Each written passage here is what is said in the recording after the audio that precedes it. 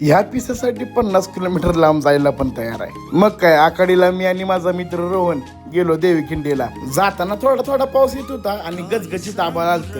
असलं वातावरण आपल्याला लय आवडतं. आणि मटण खायचंय म्हणून सकाळपासून उपवास पकडला. ह्यो माझा कॉलेजचा मित्र अक्षा ह्याच्याच घरी आखाडी होती. तिथे गेलो कळलं मटण शिजायला अजून वेळ आहे. तोपर्यंत रोहन म्हणला चल माझ्या गावाला जाऊया. आम्ही आलो वलखडला त्याच्या आजीच्या घरी. तिकडं वातावरण भारी होतं बरं का. आणि रान मेवा बघून मला लहानपण आठवलं. मग रोहिणीला म्हणलं चल बाबा जाऊया, शिजला चला.